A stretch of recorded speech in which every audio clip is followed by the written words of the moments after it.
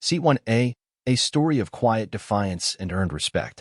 The low hum of the engines wrapped the cabin in a soothing white noise as Alexis Monroe sank into her plush first-class seat, 1A. She closed her eyes for a moment, letting the comfort of the leather embrace her shoulders, and exhaled slowly. After a week of back-to-back meetings, grueling strategy sessions, and high-stakes negotiations, the silence felt earned. She leaned her head against the window, watching the late afternoon sun cast long golden streaks across the tarmac. It wasn't just a flight. It was a pause, a breath, a moment she had worked years to deserve. To anyone else, she looked like a poised, well-dressed businesswoman in her early 40s. But Alexis was more than that. She was the founder and CEO of Valion Technologies, one of the most influential AI firms in North America.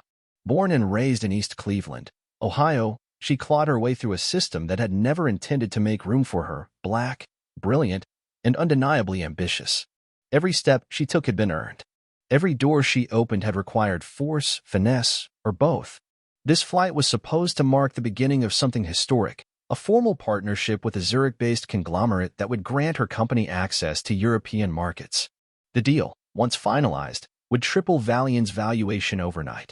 That seat, 1A, wasn't just a ticket. It was a symbol. She had chosen it weeks ago on purpose. The cabin smelled of citrus-scented polish and luxury perfumes. A flight attendant passed by, offering her a chilled glass of sparkling water. Alexis accepted it with a nod, her tone quiet, polite. She didn't need to boast. Her presence did the talking. But perfection, as always, was fleeting. From the front of the cabin came a soft but unmistakable commotion, the unmistakable cadence of entitlement cloaked in pearls and designer heels. Alexis looked up, her gaze falling on a tall woman with meticulously styled platinum blonde hair strutting into the first-class cabin. She was flanked by a friend or assistant, slightly shorter, who clutched a tote bag that likely cost more than Alexis's entire first apartment. "Can you believe this seating arrangement?" the blonde whispered with disdain. "I always get 1A. This must be a mistake." Alexis turned her attention back to her notebook. She had seen this act before, the entitlement, the assumption, the casual ignorance cloaked in civility. She wasn't in the mood. The blonde woman stopped next to her row. Her name, as Alexis would later learn, was Courtney Halston.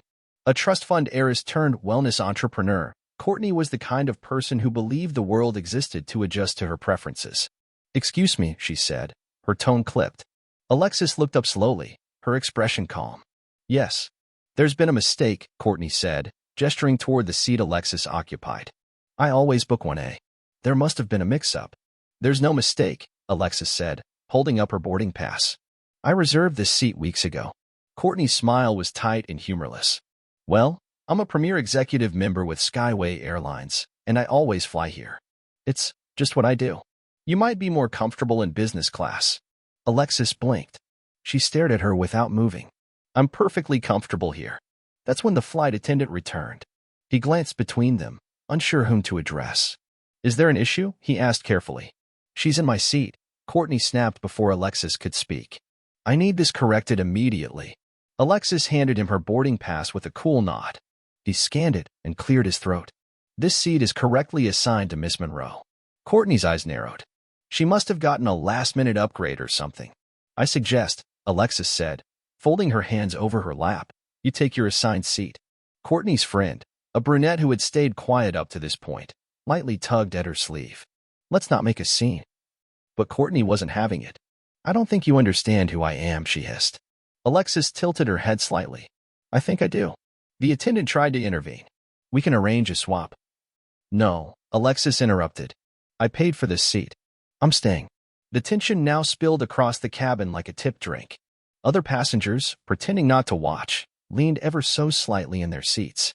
The flight supervisor arrived, a woman named Hannah Levinson, with clipped professionalism and subtle worry in her eyes. "Is there a problem here?" Courtney jumped in. "Yes. She's refusing to move from my seat. I always sit in 1A. She's being difficult." Hannah turned to Alexis, her tone conciliatory. "Miss Monroe, would you consider switching? It's still first class." "No." Hannah blinked. "Even just to help us avoid further delay?" "No." The supervisor exhaled, visibly frustrated. Courtney scoffed. "You're really doing this? Over a seat? You know, people like." Alexis's eyes snapped up. "People like what?" Courtney hesitated. Alexis didn't. Say it. Go on. The silence was heavy. Courtney's face flushed. I didn't mean it like that. You did, Alexis replied. At that moment, Alexis picked up her phone and calmly made a call. Yes, this is Alexis Monroe, she said.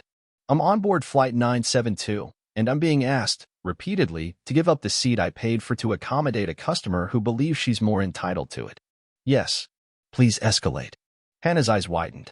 The man on the other end of the line was Ryan Blake, chairman of Skyway Airlines Corporate Ethics Committee. Alexis wasn't bluffing. She never bluffed. She hung up, turned to Hannah, and said quietly, Now let's see what corporate has to say. Within 15 minutes, the flight was delayed. Passengers whispered. 10 minutes later, two sharply dressed men boarded the aircraft. They carried briefcases and badges and headed straight to the galley with the flight crew. By the time they emerged, Courtney was seated silently in 3C, white-knuckled and furious. Hannah Levinson and the flight attendant were no longer on the plane. Corporate had decided. Both were relieved of duty pending a full investigation into discriminatory conduct. Alexis said nothing. She didn't need to. As the plane finally taxied down the runway, Courtney sat stiffly, staring forward, her fury simmering. Her platinum status was revoked by the time the plane lifted off. Word came in via a quiet email notification, which she read in horror, gasping audibly. Alexis, meanwhile, stared out the window, the city fading below her. In that moment, there was no vengeance, no gloating, just clarity. Some lessons, Alexis believed, were better taught in silence. Weeks later, Skyway Airlines publicly announced sweeping reforms in its passenger treatment protocols and diversity training programs. No names were mentioned, but everyone in the industry knew. It had all started with a woman in seat 1A who refused to move. And that, Alexis thought, was exactly how change should begin. As the plane soared high above the Atlantic, silence wrapped around Alexis Monroe like a cocoon. Her eyes stayed on the fading lights of the coastline, but her mind moved faster than the jet itself. This wasn't just about Courtney Halston, or the flight attendants who mishandled the situation. It was about all the Courtney Halstons she'd encountered across decades of rooms where she had to prove her worth just to breathe. Somewhere around Greenland, the captain made a quiet visit to her row. He was composed, respectful. Miss Monroe, he said, clearing his throat. On behalf of the flight crew, I want to personally thank you for your patience today. The way you handled everything, it was a masterclass in dignity. Alexis nodded. Thank you, Captain. And thank you for stepping in when it mattered. He hesitated. If you don't mind me asking. I assume your call earlier wasn't to a customer hotline. She smiled faintly. No. I sit on the advisory board for Skyway's Global Innovation Task Force. Ryan Blake and I co-chaired the most recent review on ethical AI implementation. The captain straightened. I see. Don't worry, she said gently. I'm not here to burn the ship, but it needs a new compass. That night, Alexis didn't sleep. Instead, she drafted a white paper titled, The First Class Filter, Unseen Bias in Premium Spaces. By the time the flight landed in Zurich, the document was outlined, annotated, and ready to present. Her Zurich meetings were a success. The European conglomerate signed the partnership with Valion Technologies, bringing a $720 million expansion to fruition. But even amid congratulations and handshakes, Alexis's mind circled back to that flight. It haunted her not in trauma, but in necessity. There was work to do, beyond deals and data. Upon returning to the States, she made 3 strategic calls. To Ryan Blake, requesting an immediate review of Skyway's internal training protocol. To Dr. Lorraine Eastman at Yale Law, asking for help drafting a policy brief on passenger rights and class-based transport discrimination. To her team at Valion, assigning a project, a sentiment analysis AI that tracks discriminatory language patterns in service industries in real time. She named the initiative Project 1A. What followed was bigger than Alexis anticipated. Within weeks, Project 1A sparked media attention after she shared a thoughtful op-ed in The Atlantic, simply titled, I Didn't Move. It went viral. The article detailed her experience without naming names, but it struck a nerve across industries. CNN asked for interviews. So did the Wall Street Journal. A TED Talk invitation followed. But Alexis declined most of them. This isn't about becoming a symbol, she told her assistant, Tasha. It's about breaking a pattern. Quietly. Permanently. Yet symbols have a way of forming, whether welcomed or not. By the end of that quarter, Skyway Airlines had issued a formal apology to Alexis Monroe, both privately and publicly. Hired a third-party firm to audit bias patterns and seating reassignments. Suspended Courtney Halston's travel privileges for 2 years after a leaked recording revealed her racially coded remarks during the flight. Launched Operation Equitas, a new airline-wide training initiative named after the Latin word for fairness, using the very AI Project 1A had designed. Meanwhile, on social media, a new hashtag emerged. Hashtag 1A belongs to her. It became a rallying cry, not just for Alexis, but for every Black woman who had ever been told she didn't belong where she had earned the right to be. Across platforms, women began sharing stories. I was asked to give up my window seat on a train to a man in a suit. I said no. Thanks to hashtag 1A belongs to her, I didn't doubt myself. My teenage daughter was mistaken for a cleaner in a law firm lobby. I showed her Alexis Monroe's story. Now she wants to be a judge. They said I didn't look like a founder, but I am one. I fly 1A now, and I never apologize for it. Hashtag 1A belongs to her. The movement swelled, not loud, not angry, but undeniable. Then came the letter. It arrived on thick, cream-colored stationery embossed with the seal of the White House.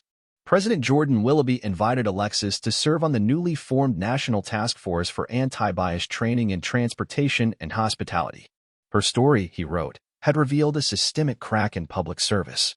At the swearing-in ceremony, Alexis stood silently as cameras flashed. She wore a simple navy dress, pearl studs, and the same silk scarf from that flight. In her speech, she said, "Justice doesn't always roar. Sometimes, it sits in 1A with its arms folded and simply says, no. And in that refusal, a door opens for everyone behind it." Courtney Halston, meanwhile, filed a lawsuit, alleging defamation, emotional distress, and damage to her brand. It was quietly dismissed when the airline released body cam footage from security showing her shouting, "She doesn't belong in that seat," and calling Alexis an affirmative action fantasy. Her name faded, but Alexis's didn't. Back at Valion, Project 1A expanded. They partnered with airports, train stations, rideshare companies. The AI, nicknamed Luca, after Alexis's late father, began flagging microaggressions and prioritizing accountability training for employees across sectors. And Alexis kept flying. She kept booking seat 1A, but she never did it out of spite. She did it because she had earned it. Sometimes, passengers would recognize her. They'd hesitate, then offer a quiet, "Thank you." Once, a Black girl no older than 10 pointed at her and whispered to her mother, "That's the lady who didn't move." Alexis turned, smiled, and said softly, "That seat? One day, it'll be yours." Because some seats, once held, don't just belong to the person sitting in them. They belong to everyone still fighting for the right to sit. And Alexis Monroe, quiet, firm, unapologetic, had carved a place not just in first class, but in history. She didn't yell. She didn't scream. She just didn't move. And in that stillness, the world shifted.